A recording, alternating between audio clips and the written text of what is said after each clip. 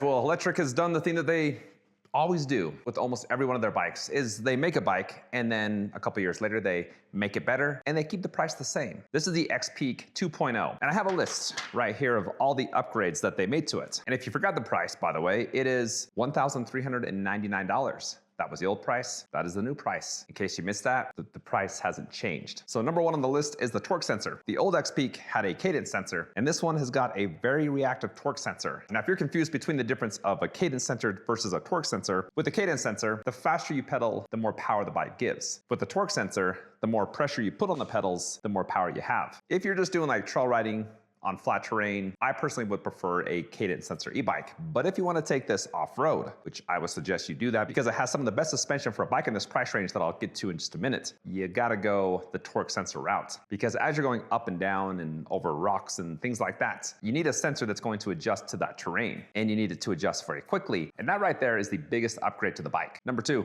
gotta check the list again. Should have remembered that one. That is the new LCD screen. This is a color LCD, which a lot of their models are moving to this type of display, which is very nice. You got the same pedal assist levels as the previous model, which are 5. If you hold the plus button down, the headlight comes on, and they got this big old motorcycle style headlight. I mean, that's one of the bigger headlights I've seen on e-bikes. And then if you hold down the plus and minus button, you can enter the advanced settings. Then it has this big old long P menu. On the website, they have an online manual, which will tell you what each one of those P levels are. But the big ones in that P menu are just adjusting the speed, adjusting the takeoff power, and how reactive the bike is. Moving on to the third upgrade, and that is the lock-on grips. They're also a little bit smaller, they feel nicer, and just an overall better grip. The next one is the throttle. Now you have the same throttle as the previous model, but they moved it. It used to be on the right side, and now it's on the left side.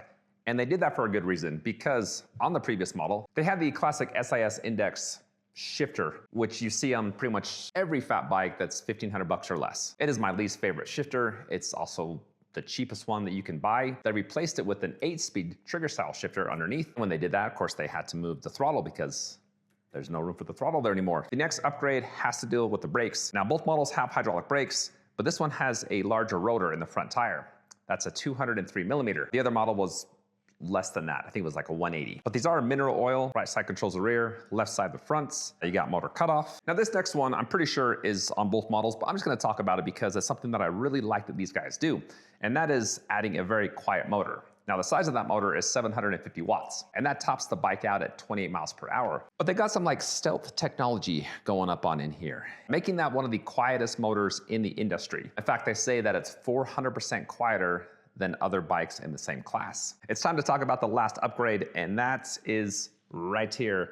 This is a new hydroformed frame. But anyways, the take home is that it is a stronger frame. You got a carrying capacity of up to 330 pounds. And the frame is a little bit bigger on this as well. That covers all the upgrades, but since the bike is here, I wanna just talk a little bit more about what makes Lectric really unique. Because you always gotta look at price versus components. Do the components justify the price? The first component I'm talking about is the front fork suspension. No other bike in this price range, less than $1,500, has an RST Renegade front fork suspension. But you can adjust it, you can lock it out, and it has 80 millimeters of travel. All right, so moving here to the battery. This has the same size battery as the XPeak.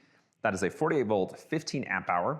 Takes about 6 to 7 hours for a full charge, and it has 2 UL certifications to it. Most companies just have 1.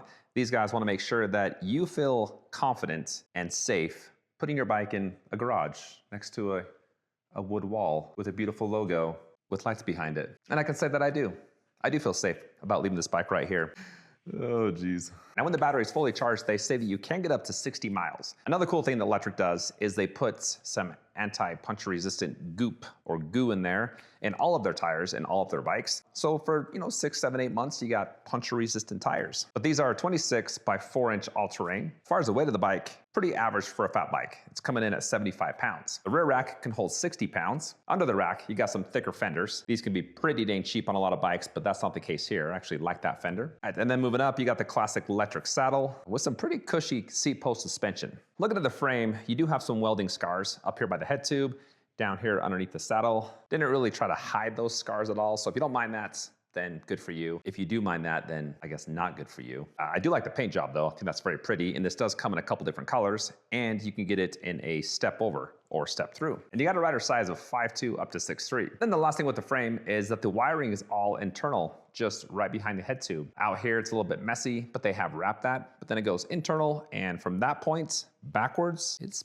pretty dang clean. I think that wraps up everything. I think I got it. I've covered it. I feel good in here and right up in this area too. But anyways, I'm curious to find out what you guys think of the XPeak 2.0. Do you like the upgrades? Do you think they should have done more or less? Let me know what you think. If you want to check this out, I got the link in the description. And as always, I appreciate you guys hopping on here and checking out my content. And I'll see you on the next one. I got no place to go. I guess just walk off. I'll just walk off here. That's a good idea.